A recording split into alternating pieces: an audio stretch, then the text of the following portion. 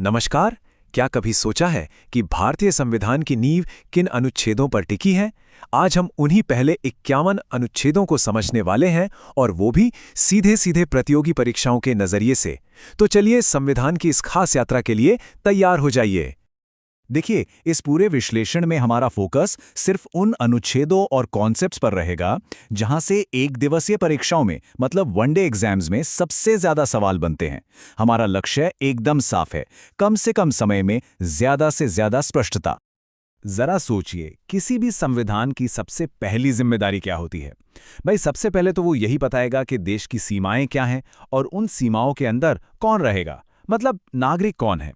भारतीय संविधान के भाग 1 और 2 बिल्कुल यही काम करते हैं। आइए देखते हैं कैसे। तो जैसा कि हम यहां देख सकते हैं, भाग 1 भारत को राज्यों का संघ यानी यूनियन ऑफ स्टेट्स कहता है। ध्यान दीजिएगा, राज्यों का संगठन नहीं।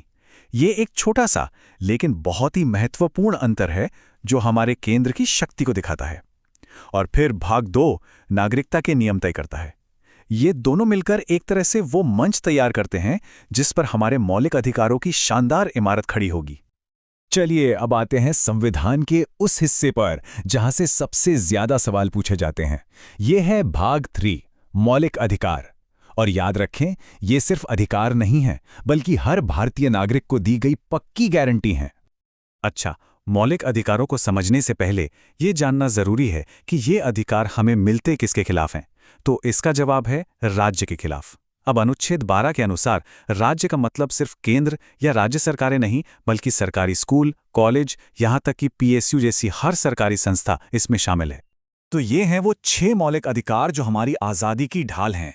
समानता से शुरू होकर संवैधानिक उपचार पे खत्म होने वाले इन अधिकारों का क्रम याद रखना बहुत जरूरी है। क्यों?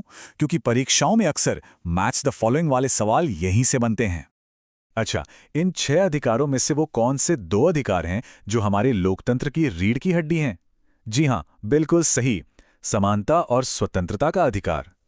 चलिए इनमें गहराई से उतरते हैं और देखते हैं कि परीक्षा के लिए क्या-क्या महत्वपूर्ण है। समानता के अधिकार में अनुच्छेद 14 से 18 तक आते हैं, लेकिन अगर किसी एक को चुनना हो तो अनुच्छेद 17 को तो कभी मत भूलिएगा। अस्पृश्यता का अंत एक ऐसा क्रांतिकारी कदम था जिससे अक्सर सीधे सीधे सवाल पूछ लिए जाते हैं कि ये किस अनुच्छेद में है। अब बात करते हैं स्वतंत्रता के अधिकार की। अनुच्छेद 21 यानी जीवन का अधिकार। इसे तो सुप्रीम कोर्ट ने कई बार और भी ज्यादा विस्तार दिया है। लेकिन एक मजेदार बात जानते हैं, शिक्षा का अधिकार यानी अनुच्छेद 21A, ये हमेशा से संविधान का हिस्सा नहीं था। इसे 86वें संशोधन से जोड़ा गया था और ये तथ्य परीक्षाओं में बार बार पूछा जाता है।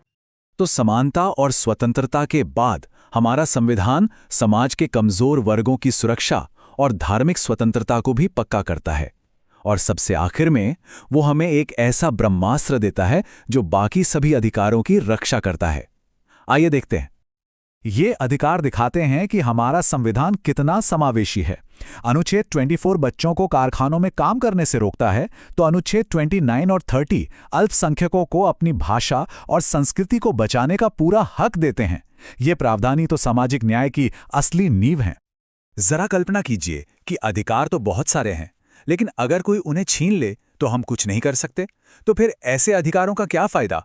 यहीं पर एंट्री होती है अनुच्छेद 32 की, संवैधानिक उपचार का अधिकार।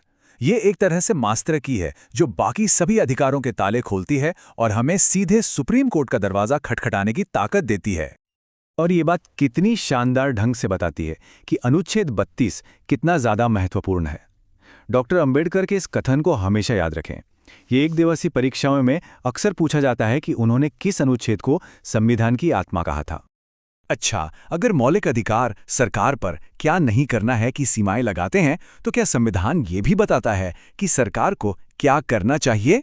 बिल्कुल बताता है। और यही है भाग 4, राज्य के नीति निदेशक तत्व, यानी सरकार के लिए एक नैतिक रोड मैप।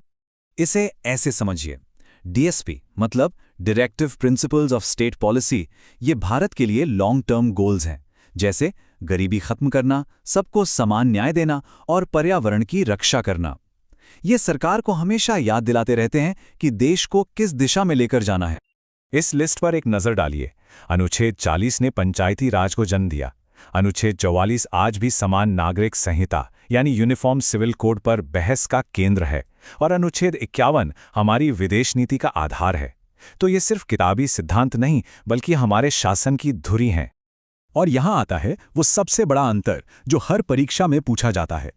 मौलिक अधिकार न्यायोचित हैं, मतलब जस्टिशिएबल हैं। इसका मतलब है अगर वे नहीं मिलते तो सीधे कोर्ट जाया जा सकता है। ये एक कानूनी वादा है। वहीं डीएसपी गैर न्यायोचित हैं, यानी नॉन जस्टिशिएबल। ये एक नैतिक सलाह है, कानूनी वादा नहीं। इन्हें लागू करवाने के लिए कोर्ट नहीं जा सकते। तो चलिए अब तक जो भी हमने समझा है उसे फटाफट समेटते हैं।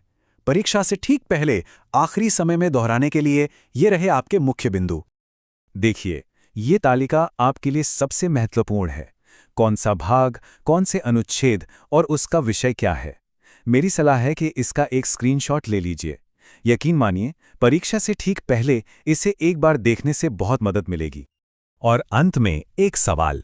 ये सवाल आज के पूरे विश्लेषण के एक बहुत ही महत्वपूर्ण पहलू को मजबूत करता है। इसका जवाब जरूर सोचेगा, इससे आपकी लर्निंग और भी पक्की हो जाएगी।